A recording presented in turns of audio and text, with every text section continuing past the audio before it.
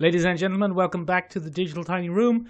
I am Michael, your co-host for Michael and Benjamin's podcast, and I am joined digitally by renowned bad egg and poor computer user Ben. Say hello, Ben. Hello, Ben. I am a renowned bad egg when it comes to bloody internet. We've had a few technical issues today. Bloody technical issues. Bloody 45 minutes I've been sitting here looking at a blank screen waiting for your face to bloody appear. Thumbs. Isn't it nice that Michael waits for my face every Sunday? Isn't that nice, listeners? Every Sunday, sitting here just hoping your face will appear so we can get this over with. That is what it's like. A quick note to our listeners. As many of you loyal and dedicated fans, the thousands of you that listen every week know, I have left the tiny little Emerald Isles and I am currently residing in Firenze or Florence. And tonight, Fiorentina, the football team of Florence, is playing in Italy. And right across the street. What are they playing in, Ben? The Champions League? No, it could be the Champions League. It could be a local friendly. It could be space football for the amount that I know about football. But they are playing some form of sporting. And my gosh, are the boys and girls over here, the ragazzi over here, they're big fans. My goodness. They're passionate about football, or they calcio, as they call it. And you and your Italian, look at you. Look at me. So yeah, the problem that we have there, listeners, is that there's an L pub across the street from me that's big on football. So every once in a while, you will hear a tumultuous kind of Italian accented roar of either delight or tragedy, and that is not a response to the podcast. That is a response to the football being played. The football is on. Just in case you thought we had like a blood mad fan base here in Italy, we don't. They're not cheering us. No, it's like they're cheering 6 football. people in Italy who listen to us. 2, I would say. You and I have to check the podcast every week. So yeah, Benjamin, that's just a little note on quality. Yes, Michael. Benjamin, we've had a tweet. We've had a tweet from Colleen Bona, at Colleen Bona. She's back. Do you remember her? She's back. At Colleen Bona, whose real name is Roisin, she asks, "Hey, you guys, I saw the trailer for Deadpool 2, and all of the people like you around me got very excited. What am I missing?" And now, we're not going to go into what she means, like people like us. Well, I think she's a noted racist, and she does like to class people in different forms. So it is very much an us and them thing at all times with Colleen Bona. I mean, I think it's in the name. It's white girl when it's translated into English. We clearly have some issues of race purity going on in that end of the world. I think she meant Colleen Bonya, but she got the words mixed up. Or maybe Colleen Donna. Oh, classic. Colleen Donna, Cockamillish. Wonderful. Oh, this shock's a chalk shell and the monkeys. Ben, let's tell Colleen Bona what's so exciting about the Deadpool trailer there, why don't we? Well, I'm going to let you take this one, Michael, because my memory is poor when it comes to trailers at the best of times. Okay, Ben, look, the reason that this is a good trailer, and let's be honest, Ben, it's a very good trailer. It is. It's very active. It's very action-packed, but it's also, Ben, and you'll like this word, it's incredibly meta-referential. They do love that. They gave an old middle finger to the Justice League. They gave an old middle finger to some Marvel films. They just kind of had a go at everyone in this trailer. But I have to admit, the Cable quip was particularly wonderful. You're so dark and edgy. It was just really good. So for those who haven't seen the trailer, I'm now going to do the best thing that you can do on the internet and tell you about what happens in the trailer instead of letting you watch it. Deadpool's in a headlock, and Cable is having a growl at him, and he goes, "Oh, you're so dark and edgy, like a DCU character," and it's quite funny. It's quite funny. It is, Ben. Also, he in the trailer. Let's break this down for people who don't really know what's going on. First of all, at the start, he says, "Ease off, Thanos," or something like that. Of course, the joke there being that Josh Brolin is playing both Cable and Thanos this summer. So that's our Marvel middle finger. Yeah. Then later on in the trailer, he calls him One-Eyed Willy. One-Eyed Willy, Ben, as you well remember, is the name of the pirate from the Goonies, which was Josh Brolin's... I did not know that. Yeah, it's the pirate from Josh Brolin's acting debut the Goonies, in the Goonies. Hollywood debut. Jock Big Brother #1. Very good, exactly. So that's what I mean. It's just full of meta referentialness. Bloody heavy on the meta. Did you notice that when Cable was shooting the guns at him and Deadpool was twirling his swords, that was an almost shot-for-shot remake of Deadpool's pivotal scene in Wolverine Origins. It was exactly a shot-for-shot remake. I think we're again another little a tip of the cap to a sewed shut. This time, hilariously, the bullets all went through him and they came out the other side. It was brilliant. Yeah, and he just really takes that down. It's quite nice. It hurts him just as much as it used to. Yeah, it's very good. Also, there are lots of exciting characters, Ben, aren't there? They're exciting characters. Yes, we've got your Terry Crews character. We got your what's her fantastic Zazie Beetz character, Domino. Domino looks good. I love how they're doing Domino's powers. I like how she's been blown out of that building and she's flying towards that big inflatable panda and she's just very relaxed because she knows she's going to land on it. Yeah, so it's perfectly fine. Like, it's a nice way of doing it. I like the superhero tryouts. They made me laugh. Was it Ron? Is Ron Peter. The character? Peter. They're a nice throwback to Mystery Men. Do you remember Mystery Men? I loved Mystery Men. We've talked about Casanova Frankenstein very recently on the podcast. I think we did. One of Ben Stiller's, there you go, there's Fiorentina have just scored a goal. Yeah, Mystery Men's a great old bloody B-list, C-list superhero squad put together. Bloody Hank Azaria throwing forks at people. Bloody Mr. Madness, Ben Stiller being my superpower is rage. He's great. Mr. Furious, I believe. Yeah, Mr. Furious or something like that. That's his name, isn't it? Yeah. I think that's one of every time I think of a really, really revved up nerd at a keyboard, I think of Ben Stiller's character in Mystery Men. My superpower is my unquenchable rage. I think it's amazing. That is one of your most hated types of people.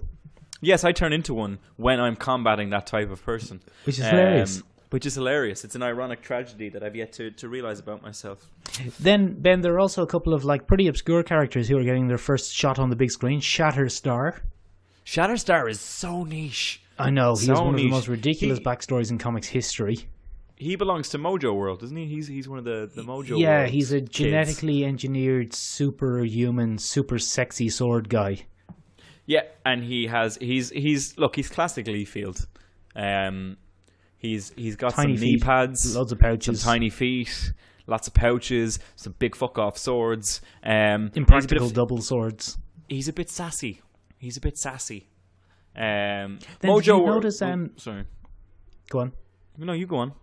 No, you go on. All right, fine. Mojo World is a strange X-Men offshoot. Mojo World belongs to the eponymous Mojo, not Mojo Jojo. Very important.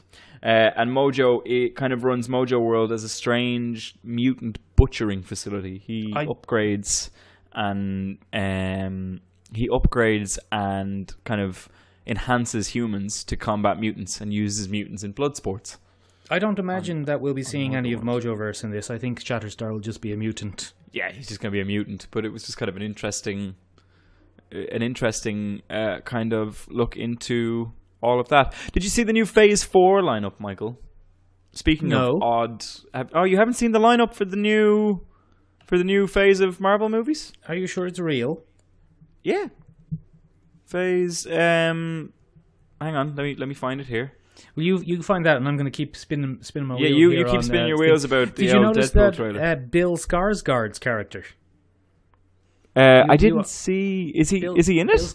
Bill Skarsgård is Pennywise the Clown. And he is in the plane scenes, jumping out of the plane, with a yellow piece of plastic protecting his lower mouth, which makes him look very much like Zeitgeist. So Zeitgeist was a Peter Milligan X-Force character. Ben, do you remember Peter Milligan X-Force? Yeah, Peter Milligan does a good old run on most things, doesn't he? He did the X-Force with Mike Allred, one of my faves, Mike Allred. You're a massive Mike Allred fan. You and Mike Allred have a thing going on. Me and Ben, I wish we did. We just draw little pop art characters together all day. I think you'd be great doing at that, gross Michael. things. I feel like that's your. Oh no, you're gonna fanfic them. Oh. Yeah. So anyway, go on. Zeitgeist was the team leader in the new X-Force, and what he did was he could spew acidic vomit. I mean. Ooh. But in the comic books, Ben, he lasted but a single issue before he was killed off in the famous Boys R Us massacre. What is the famous Boys R Us massacre? The Boys R Us massacre. Look, you have to read yourself some Peter Milligan X-Force. The Boys R Us massacre was when Boys R Us, a boy band, were kidnapped by non-specific terrorists who were demanding a ransom, and X-Force were sent in. But they weren't too pushed about really saving Boys R Us because the management company knew that they would sell more records if they were dead. And then it turned out later that Coach, who was kind of like the Professor X of X-Force, and Zeitgeist, who was the Cyclops of X-Force, had kind of set up the whole thing. And Zeitgeist was supposed to survive, but the guys who piloted the attack helicopter accidentally blew off his bottom half, so he died. Okay. So that's the story of Zeitgeist. Oh dear. Yeah, you quite often didn't go well for bottom him. Half. Yeah, it's got many of the best bits. That's awful. Also, Ben. Yes. Sorry to interrupt you. Also, it looks like the trailer for Deadpool contains the first little glimpse of Juggernaut. It looks like we might be getting a more comic book accurate Juggernaut. No, probably not. Okay. Because I'm wondering who Terry Crews is playing. You don't know who he's referencing, do you? Who's referencing? Terry Crews. Terry Crews is playing Bedlam. Bedlam is also an X-Force character, but Bedlam's powers in the comic books again were about causing havoc with computers and machines and whatnot. It doesn't look like that's what this guy has. It looks like he's a kind of strong man. Yeah, classic bloody strongman archetype. Classic Terry Crews. Classic, yeah. Terry Crews being Terry Crews. Terry Crewsing it up. Yeah, unfortunately, Michael, in reference to the previous thing, no, it was a fan-designed MCU lineup, but it's pretty impressive. Like, as far Go as on, hit me. What's false on mocked it? up things. So it's some of it is very it's very comic book inspired. Now, this is not official, ladies and gentlemen. It is a fan prediction for what will come up next. But they've taken you in then. They've taken me. They got me. One of the ones is obviously a Fantastic Four movie. One of them is a Black Widow movie. Doctor Strange Illuminati is what they want to call the Doctor Strange sequel. They want to have a Thunderbolts movie, which would be very interesting. The Thunderbolts are the kind of government wetwork squad in the Marvel universe. They consist of villains that it's kind of like the Marvel version of Suicide Squad. Tricked into being good. Almost exactly the same. Namor and the Submariner was an interesting one. And then also a Warlock movie. But you see, what tricked me, Michael, is the excellent graphic design that has been used in each one of these. Because whoever designed it is obviously exceptionally talented with both Illustrator and Photoshop, because they look exactly like genuine Marvel genuine Marvel title cards. Ben, we'll stick it in the video. We will definitely stick it in the video. I'm gonna throw it into you there, and you can have a little look. I was very taken in by it, but then again, as we mentioned on the podcast before, famously weak-minded on this end. Famously weak-minded. I have the attention span and willpower of a puppy. So yeah. Ben, speaking of Infinity War and Marvel and whatnot, do you want to play the Twitter game we've got started? Which is pointless Infinity War speculation. Yay! Everybody has to do one pointless Infinity War speculation. Yeah. And the more unbased in any sort of reality it is, the more points you get if it actually happens. Okay. So, for example, my personal prediction is that Johnny Blaze, is that his name? Johnny Blaze, Ghost Rider. Yeah. He's going to show up, and he's going to use his penance stare on Thanos to make Thanos feel the pain of all the beings he's killed. But Thanos is just going to like it because he's a bit kinky. Oh, he's into that. Yeah. He's into that, so he gets slapped around by Thanos. Mistress Death. All right. Oh, he's such a kinky fecker. Yeah. Thanos. Ben, would you like to give us your pointless Infinity War speculation? Let's take it. First of all, the wonderful news for Tony Stark and Captain America shippers is both of them come so close to death that they go shirtless, and there's a big makeout scene between Robert Downey Jr. and Chris Evans. So I mean that's great news. And Ben, that is even less likely than my one. We're gonna use, and you see what happens then is we're gonna use the classic aliens don't understand love. Yes, and Thanos is going to be so moved by the love of Robert Downey Jr. and Chris Evans that he's going to leave us all alone. Oh yeah, all right. He's going to say, "Rarely does the universe bring a tear to my eye, but this has moved my icy heart." And we're gonna have that. And then Shuri and Spider-Man will go off into the sunset together. Bucky will start Civil War 2 because he wants to shift Captain America, not Robert Downey Jr. Ben, you're milking this idea. You're supposed to have one pointless speculation, not a whole. It's a domino. It's a domino speculation, not a whole not Zazie Beetz based. Yeah. Anyway, so that's my prediction, Michael. That's mine. Very good. Thanos is going to be moved by the power of love. Benjamin, here are two things that I've watched this week. You can decide in which order we'll talk about them. Two things I've watched this week are the new Netflix series Lost in Space. Yay! And the John Krasinski horror film A Quiet Place.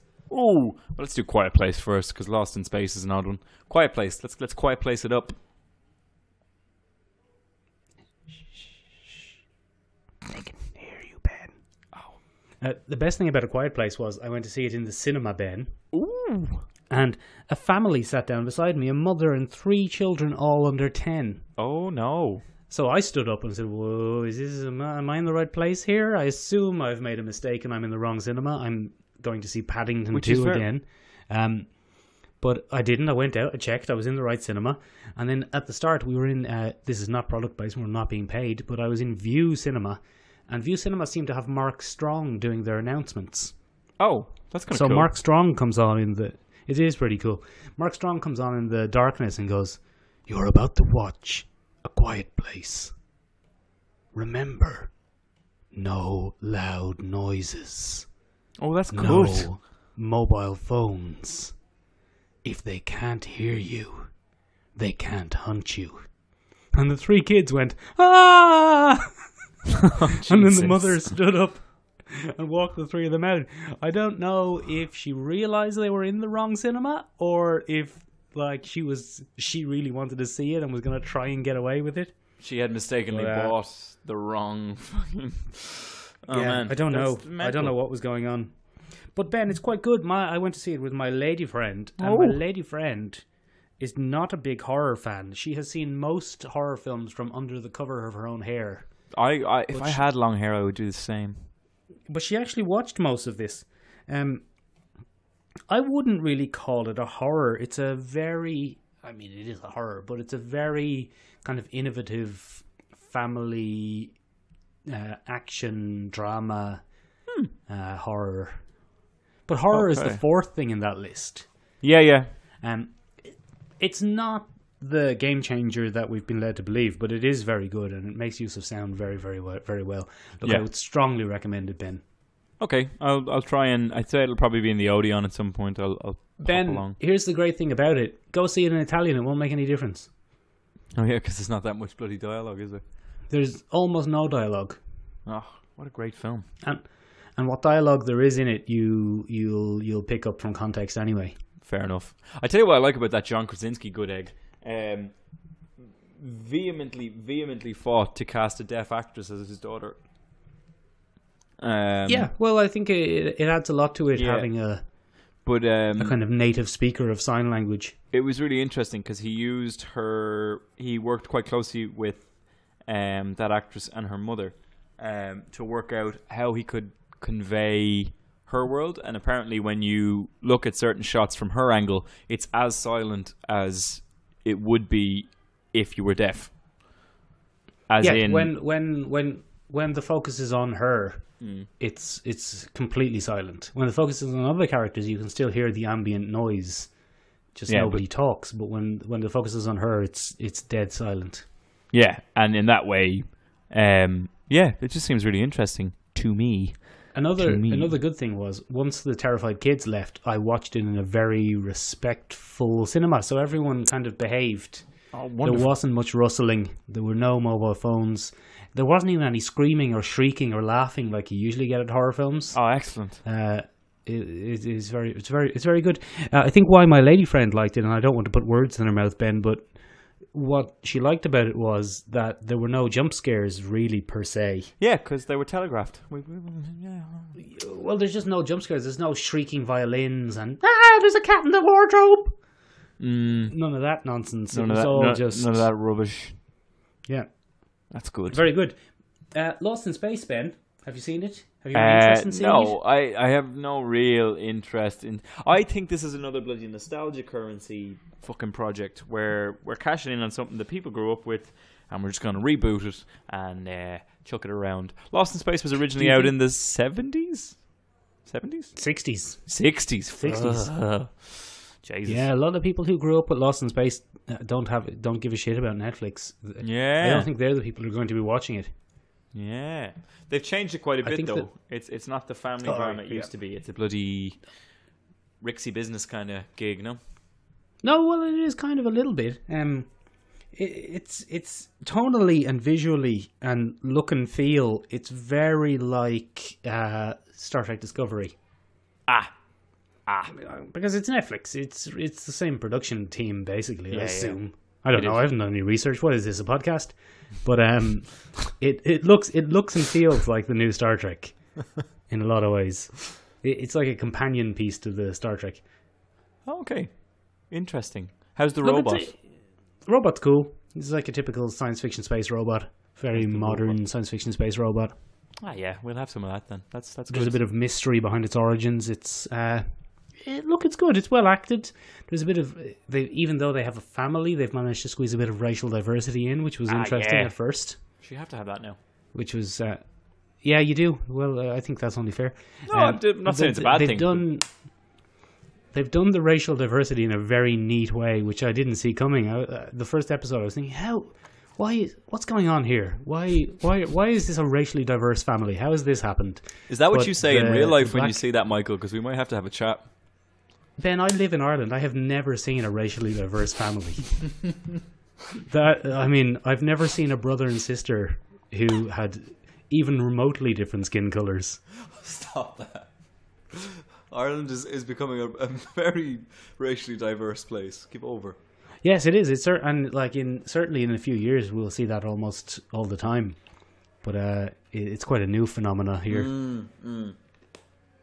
That's very true. Join us next week when we tackle the problems faced by integrating members of the itinerant community. Jesus Christ, Ben. Michael and I will look at how they fit in to an Ireland that hasn't really learned to accept them yet. We'll also talk to various people who've come here from Syria and try and find out how their lives are going. So that's all this week from Marion Finucane and Michael Do Lunch. Ben, I'm not doing that. I'm not doing any of that. That's a bloody hornet's nest. I want to just talk about comics and films and stuff. All right, fair enough. I didn't know we were doing issues. Fair enough. That's your other podcast, Ben. Oh, that's my other podcast. That's Lunch with Ben. Lunch with Ben. RTE has signed me up to a 16 million year contract. I'll be entertaining old women in Ireland on RTE 2 for the next. If RTE sign you up for a contract, that will even further justify my refusal to pay for a TV license. If anything, you'll pay not to have me on the air, Michael. I would go to RTE and demand that they pay me. That's how far I would go in my to live in a world where I'm allowed license. to live in a world where I'm allowed to program things. That's awful. No, just with you being on RTE, just that combination of two things would just really set me off. I think I'd be a great, morning host. Giving it socks there on the radio. Do you know? Really loud and aggressive. tell us a somewhat inane story of something that happened to you, Ben. I was out there last Friday night in Coppers. I know, don't ask me. It was mental, right? And I was out there, and this guy comes up to me, right? And he's like, do you like this song? And he's talking about bloody Drake. I mean, really. And he's just giving it all this, and he's got his guard jersey on, and you're just like, oh, God, what am I doing here? And then you remember... Ben, that's actually very this good. This is where I'm supposed to be.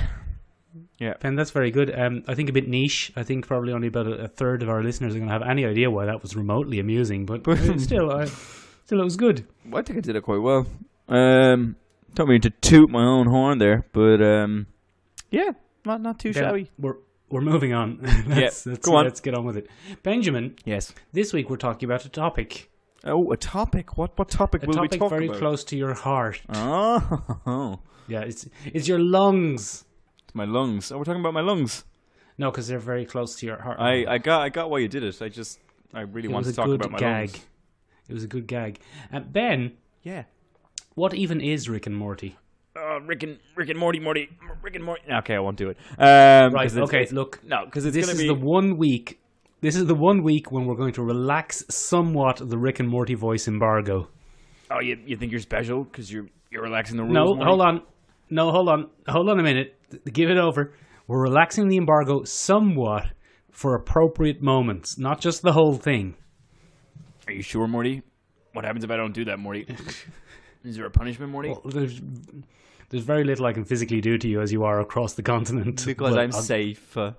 I'll get you next time, though. Yeah, next time I see you, I'll just sneak up on you and stab you.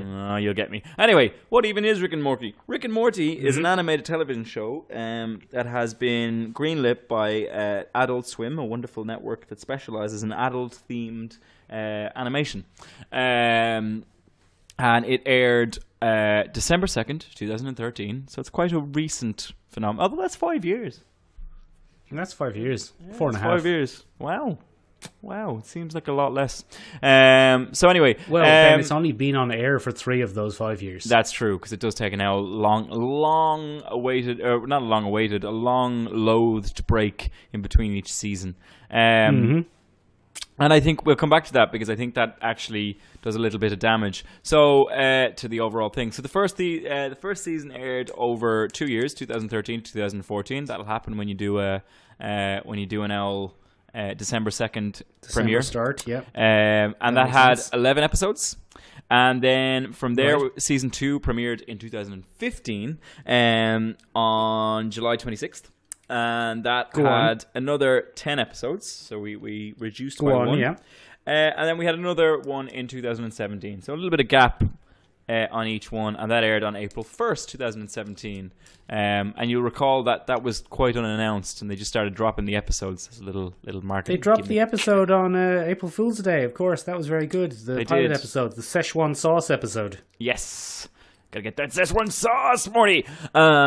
So they did all that, and it centers around 2 key characters, Rick, who is the grandfather of Morty, and they get up to all kinds of B-list sci-fi hijinks. And what do you mean B-list? What the show fundamentally is a love letter to B-list science fiction, and that kind of thing. And what I mean by that, Michael, is if we take a look at the first season, which I think is probably its strongest season. Although, as in so many things, it was probably one of the stronger seasons. But really interesting episodes. Each one kind of tackles a science fiction trope, I suppose. And I love an L trope, Michael, as you know. You do love a trope, Ben. So, almost as much as like a theme or a genre hybrid. Absolutely. So I think the first episode, the pilot episode, was probably one of the most unique that they've done because it really focused on their world. So what you have is Rick and Morty kind of hopping through a dimension, and it sets up everything you need to know about the characters in a really clear way. Rick forces his grandson to smuggle very precious seeds from one dimension in his ass across dimensional borders. And what you get to see there is you get to see Morty and all his nervousness and all the awful things that he does, and you get to see just how abusive his grandfather is and how little he gives a fuck. It's a pretty solid introductory episode. From there, each plot kind of takes... At that stage, you're not really entirely sure how much of a dick Rick is. No, but it certainly gives you an inkling into the fact that he's probably not a morally centered white knight. Right, you're free of all that. Anyway, then progressively from there, each episode kind of takes a traditional kind of beloved sci-fi trope and starts to take the mick out of them. So the second episode was Lawnmower Dog, and that was a parody of the 1980s film The Lawnmower Man, and the idea of robot uprising. In this case, it's driven solely by dogs. It's quite entertaining. Dog uprising. Yeah, it's a dog uprising. The next one was Anatomy Park, Fantastic Voyage, and that was a mistake of two very well-known sci-fi tropes, Jurassic Park and Fantastic Voyage, and it does a pretty good job of that. The next one was M. Night Inner Space with Dennis Quaid. Was that Inner Space as well? There you go. Then after that, we had M. Night Shyamalan's, which was quite interesting. Is that not right? Well, no, I think it might be part of the reason why you can't pronounce M. Night Shyamalan. That's because you're I'm twisted by the name of that episode. I'm just wrong. But that was very much like The Truman Show meets Independence Day. Rick is stuck in a simulation and he's being tricked into doing something, and yes, that's what you do. And I think that was one of the more... we'll get into why that was an interesting episode after that. After that, they continually kind of do this thing over and over and over and over and over again. They have an episode that makes fun of the idea of a chemical love potion, so stuff like Weird Science and things like that. And that's a little Cronenberg nod. And then you have other things that kind of, they have an episode dedicated to Ray Bradbury, and that kind of makes fun of some of his tropes where the devil does all kinds of things, and it has a little Stephen King jab. The devil does all kind of things. You know how it is. Anyway, it is one of the stronger episodes, and I think it's great. Why do you... Sorry, one of the stronger seasons. Season 1, I think, is definitely their stronger one, because they have a very clear idea of what they want to do, and they very cleverly subvert a lot of that genre and kind of take out what you consider conventional storytelling. There are very few happy endings or easy resolutions in Rick and Morty, and I think that's what made the first season so strong. Right. For me, personally.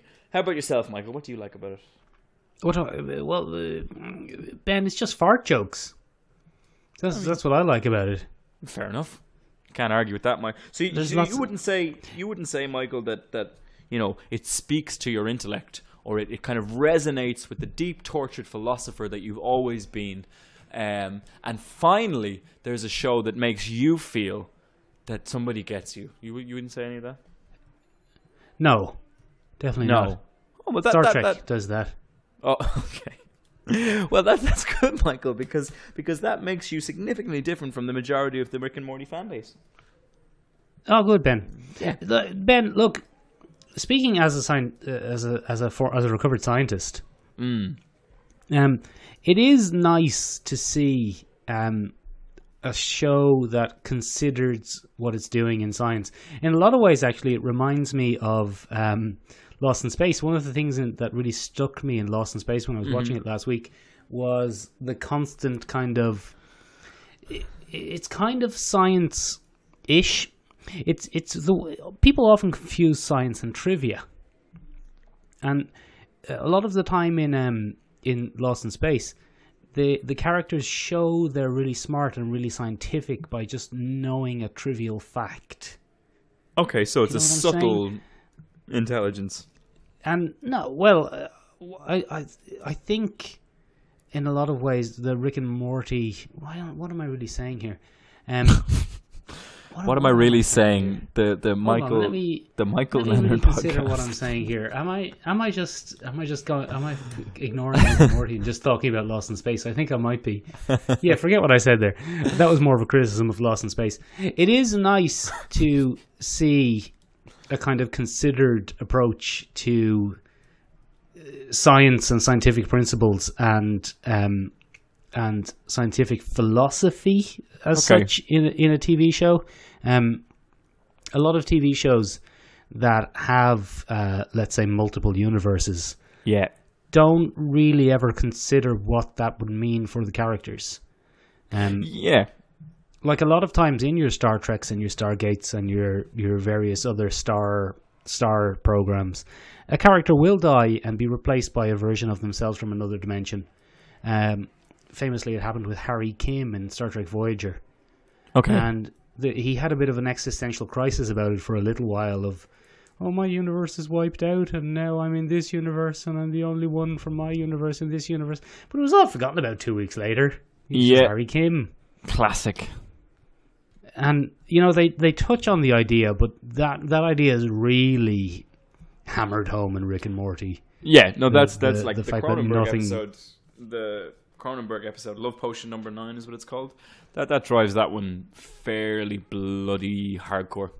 The idea of the fact they've killed everyone in the universe, and then they go and live in another universe where they're dead, and everything just carries on as usual.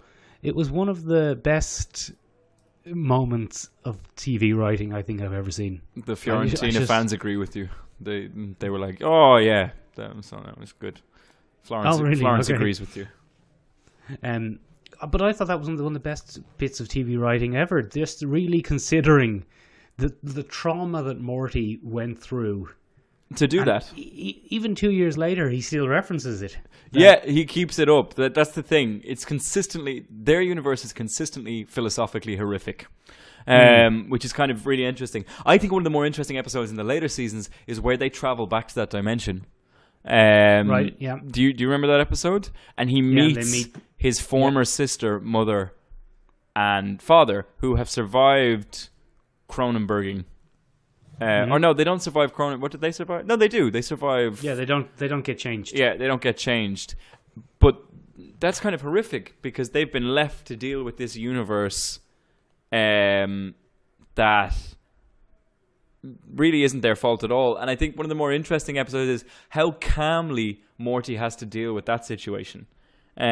Because you see a real character arc for Morty over the 3 seasons, and I think it's quite a subtle one, but it's really interesting. He starts as this super nervous, like, oh geez, Rick, and everything scares the crap out of him, and everything. There's a little plastic Morty there on screen, and he starts very much as a terrified kind of prepubescent boy, and that character has very subtly changed over time. I think Summer is introduced more strongly in season 2 and 3 as a kind of companion more often, and Morty has really started to accept his role in these weird kind of awful scenarios. And he's like, this is my sister this is my original sister, this is my original mother, this is my original, and he kind of cannily explains this to, I think it's Summer, isn't it? He has to explain this to new Summer. Which is really interesting. Like, and he's accepted that, and I think that point's kind of brought home again in a later episode. They have that quote. Hang on, I have it here. Don't run. Nobody exists on purpose. Nobody belongs anywhere. Everybody dies. Now come watch TV. That's one of his famous lines, and everyone kind of quotes that one. But it's a profoundly bloody, existentially devoid statement. It's pretty heavy stuff. Yeah, but you know, also hard to argue with.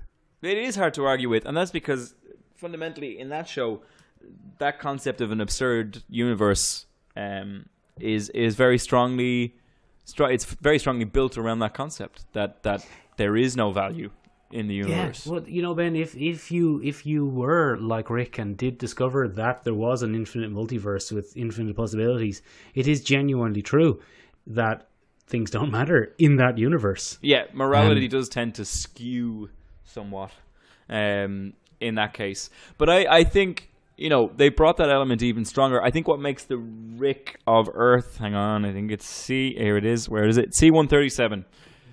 So the dimensions are classified.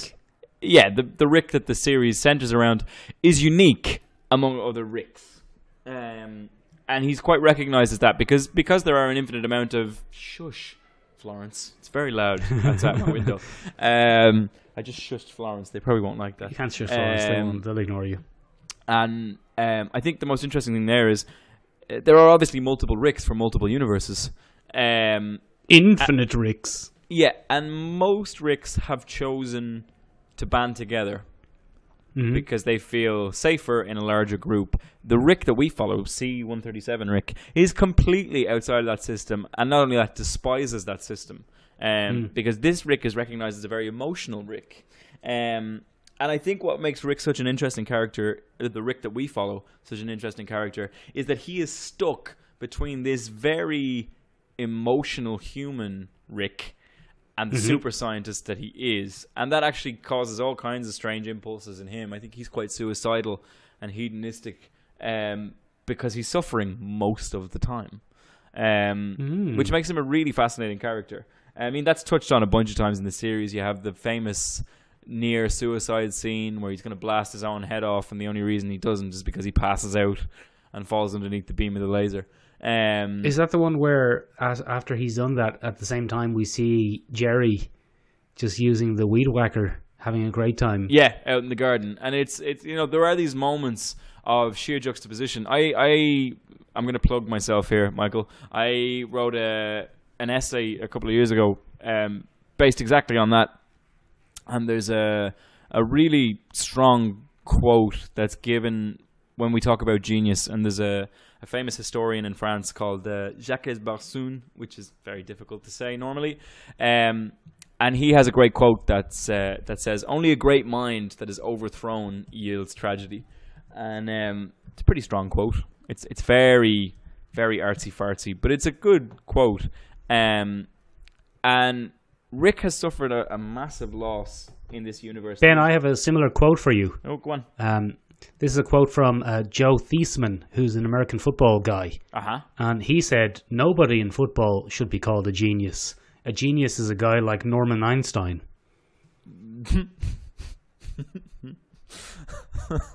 Where did you find that? On the internet. Why did you find that? It's pretty good, though. It's a long story. I like it. It's pretty good. But in that other particular quote that I gave you, which is probably now seems very wanky in comparison with your quite humorous quote, but he argues that what is a real tragedy is when someone is exceptionally intelligent and they can't escape that. So they kind of, what happens is they can't consolidate their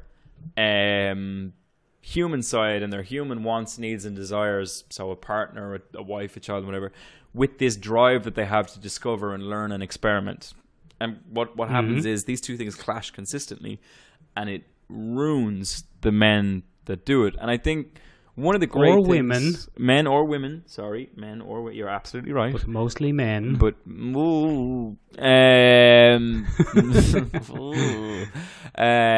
but I think one of the great things about that Rick is he suffered a massive tragedy, and this has only been revealed in the third season, where he was offered an opportunity to join the Council of Ricks, and he chose his family instead.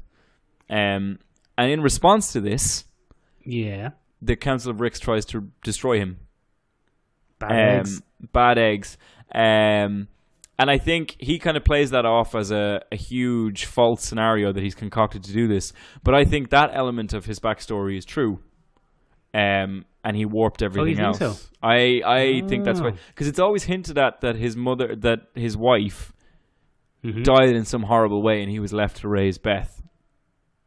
So I think he pick and mix different elements. But anyway, I think that is something. And Rick, as a result of this tragedy and result of this genius, is quite an insufferable character. He's a real dick. Yeah. And we only get to see glimpses of decency in him. And for some reason, his Morty is extremely special to him. And that's that human aspect coming back in. How much of Rick being unlikable do you think is part of his character, and how much of it do you think is bad writing? I think by season 3 it's bad writing. I think season 1 and 2 were much more a case of part of his character. I think season 3 is quite weak by the comparison of the other episodes. And the reason I think that is, usually what made Rick and Morty great for me, or what gave me my favorite episodes, is where they try something completely out of left field with a genre. One of the big ones for me was in season 2, and that's hang on, it's here somewhere. I have it written down. Down on your list. It's the podcast gold here, everybody. Is it Morty Night Run where they break time? Where they break time? Yeah. Which one do they break time in different dimensions? They split the time. Oh, it's not time though, is it? It's they break causality, isn't it? Yeah, they break. Well, they basically go on. Go on.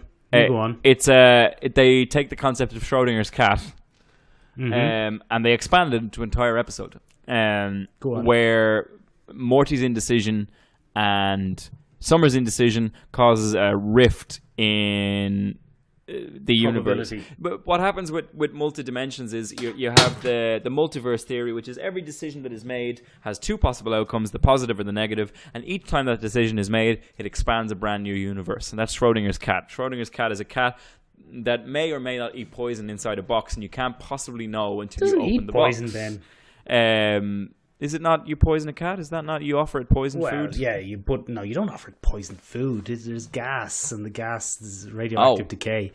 Schrodinger's cat, here's an interesting thing about Schrodinger's cat.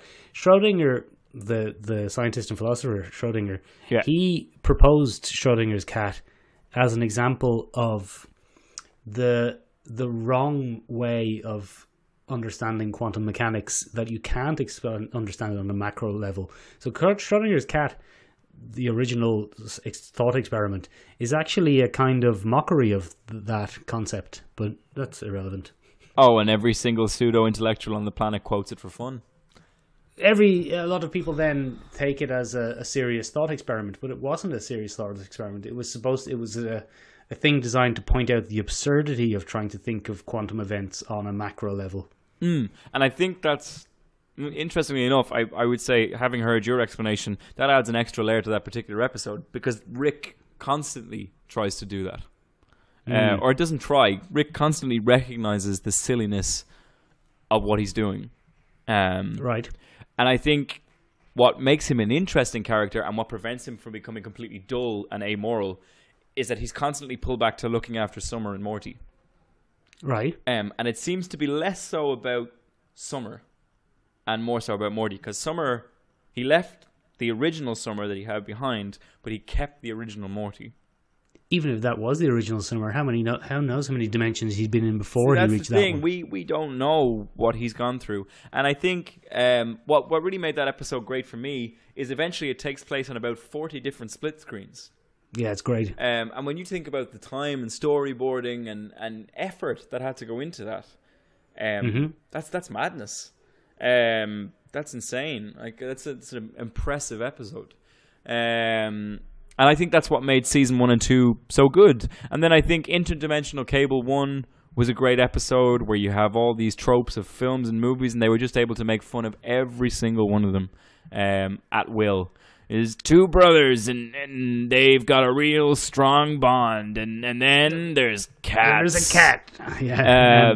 You know. Have you ever seen British comedian? Oh God, I've forgotten his name. I can see his little face now. Bob Mortimer. Yes. I know him well. A lot of the intergalactic cable stuff reminds me of Bob Mortimer. He just can make up an absurd story on the spot like nobody else. Yeah, and he did that quite a bit in the Mortimer and Reeves, or Reeves and Mortimer. Yeah, he's very good. If anyone's listening and they've never heard Bob Mortimer, look him up. He's great on the TV show Would I Lie to You? He is very good in that, isn't he? He's very good. And he makes up character names on the spot, the likes of which you would expect to appear in Rick and Morty. It's pretty solid. Yeah, but I think there are lots of, I think it's those shows that cause that subtle melancholy when you realize how much these characters lose on a regular basis. I think another good example of that is Total Recall, where all the parasites take the form of memories and characters, and quirky side characters like a butler or whatever, Mr. Poopy Butthole. And I think that raises a really interesting question about if you have a memory of something, how disingenuine is that bond you feel for that person? So what happens is the characters are exposed to implanted or false memories. And they feel this deep affection for various characters that have only been in their lives for about 20 minutes. And what's awful about that is I don't know how much that differs from actual friendship. Oh. In terms of if you have a memory of someone stretching back however long, does that make your feelings towards that person any less genuine than it would had you actually spent that much time with them? And it boils down to that connection, whether it's chemical or emotion based or whatever. But some of those characters have then got to kill characters that they have wonderful memories of. Yeah, which is fascinating. Especially when you look at. Sorry, go on. It would be like if I killed you.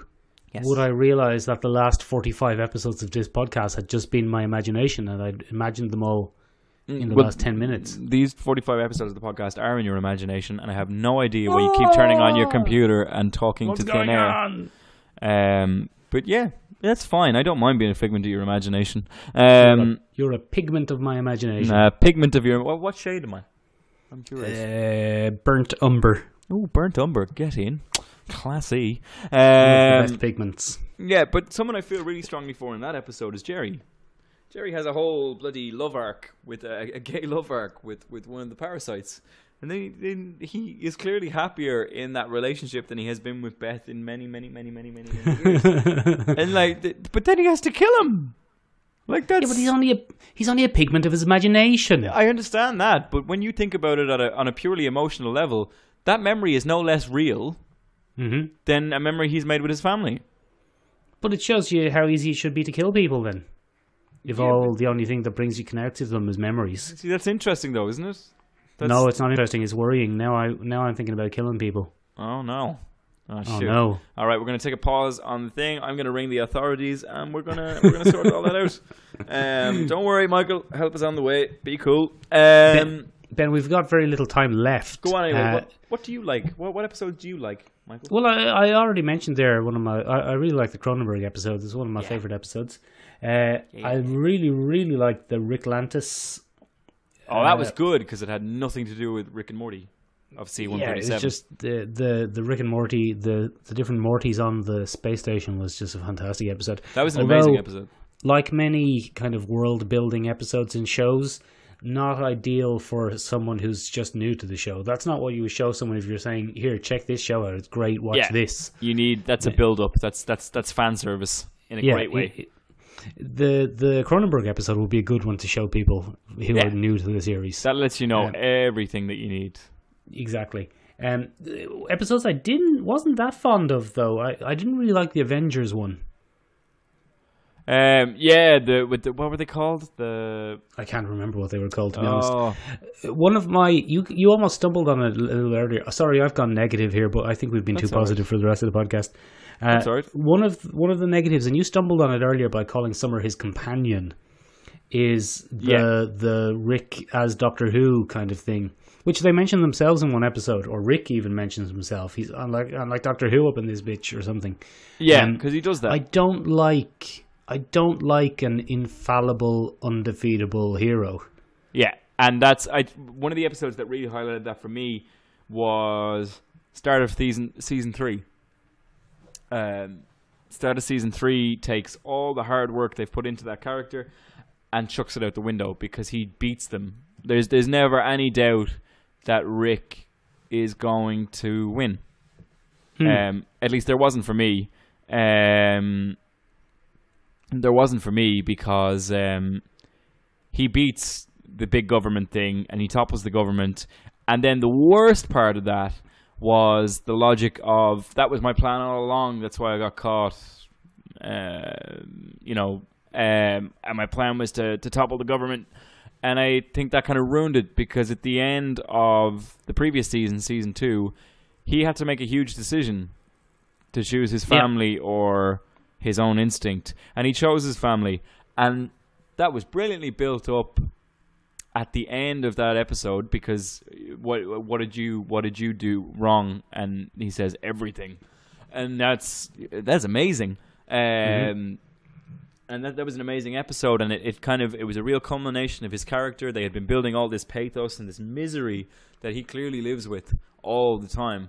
And it was great. And then all of a sudden, next episode is like, I got you. They were all implanted memories, and no good. And I just felt it was so sloppy.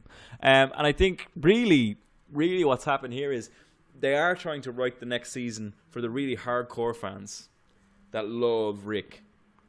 And they I think they're trying to appeal to the fan base that's like, oh, Rick is the best. He's such a genius and an asshole. And because there is that huge phenomenon, and there's that noted tension between the series co-creator, Dan Harmon, and his fan base. He finds that fan base incredibly toxic because they are incredibly toxic. Because it is the kind of person that watches that show and says, oh, that's so like me. I'm surrounded by idiots. And there's a big demographic of that type of guy watching the show. And again, and that's, Ben attacking internet people again. I don't give a crap. Ben, I believe Dan Harmon said, I wouldn't wish the fans of that show on any fast food restaurant. Oh, Jesus. That's because of that video of your man running in and screaming on the counter in McDonald's or something, isn't he? Well, the whole Szechuan sauce thing was a debacle. But what I think is really interesting is Dan Harmon said, I wouldn't wish the fans of that show, like he's linguistically distancing himself from it. Yeah, not my show or our show or the show. That show. Yeah, it's just interesting. Like, I don't know. I find that part of the culture quite difficult. And obviously, in 2013, I wrote a very wanky essay about Rick and Morty. Obviously, I think it was 2015 actually, because I would have been season 2. And obviously, I tend to read a bit too much into everything, because that's what I like to do. For sure. But I really, really, really, really, really, really, really enjoyed season 1 and season 2, and I did not enjoy season 3 nearly as much. I think there were way too many episodes that were a case of, oh, look at Rick doing Rick stuff, Rickety Rick, and getting away with everything. I don't know though. I get the feeling that the show is starting to hate Rick as much as Dan Harmon is, that's because although he was totally in control in that Avengers episode, he was the bad guy. And although he was totally in control in the end, in the episode where they extracted the toxins from their bodies, he still was the bad guy. They're very gradually... I think this could be a Heisenberg thing. I think it's Breaking Bad. We're watching the birth of a supervillain kind of thing. Wow. Well, maybe not even watching the birth of the supervillain, but watching other characters realize that the character they think is a good guy is the supervillain. Yeah, I could...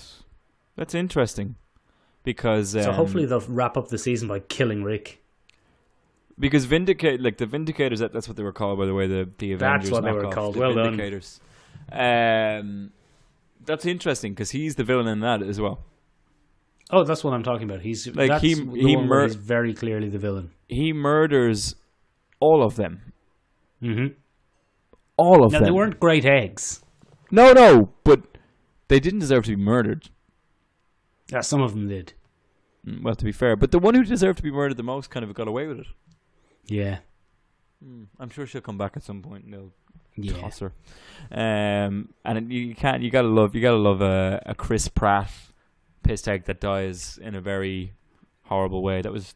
Did you think he was a Chris Pratt piss take? He's a Stark and Star-Lord hybrid. Yeah, that makes sense actually. Shall we wrap it up, Ben? Yeah. Anyway, give us your favorite episode there, and we'll wrap it up that way. Me? Yeah, go on. Oh, you're talking to me now. I don't know if I had to pick a favorite. If I had to pick one favorite. Well, one that sings to you. One that makes you. It's between the Cronenbergs. I really enjoyed the Cronenbergs. Classic. I really enjoyed the Rick Lantis situation. Yep. And there's one other that I really, really, really enjoyed. Tiny Rick. Tiny Rick. I'm Tiny Rick. I liked. What I liked about Tiny Rick was it feels almost like it's from a more innocent time. It was just a bit of a jape. It was a sci-fi jape. Yeah, and that's what you need sometimes. Sometimes you need a sci-fi jape. One of my favorite post-credit scene in the entire series comes from that one, where like they go to the vampire overlord, and it's like, Your Highness, Master Coach Ferratu has been staked. And he goes, oh no, and he has this really dark voice, and he's like, send more. And he goes, wait a minute, Coach Ferratu? And he's like, yes, Coach Ferratu. And he's like, was he doing a bit? And it was like, why is he naming himself after a famous noted vampire? And he has this whole freak out where he's like, don't do that. Like, do it. And it's amazing. It's just absolutely like, one of my favorite post-credit scenes. Anyway, ladies and gentlemen, it's time for the spiel. Give us a shout down below. Let us know which episodes you enjoyed, which episodes you hated. Do you think the series is getting worse? Do you think Rick should die at the end of the season? Do you think we'll ever see season 4? Do you think Dan Harmon is going to pull the escape cord on that way before that even happens? Do you think a genius is a guy like Norman Einstein? Well, I mean, Norman Einstein is a noted genius. Norman Einstein. Let us know who your favorite genius is. Actually, on the subject of geniuses doing strange things, there are 2 things I would recommend that people watch if they're Rick and Morty fans. Go on. One of them is The Manhattan Project, which is a great comic from Image Comics. Go take a look at that if you're into dimension hopping sci-fi antics. Great one. And then the other is a web series called, I think it's Science Friends, where they follow like Kid Einstein, and it's very adult themed, and it's very Rick and Morty, but in a much more restrained kind of way. It's really cool. It's like Science Friends. We'll include the links in the video this week, because both are great things. Anyway, that's it from us, ladies and gentlemen. Really good to talk to you. You're all morons, and bye.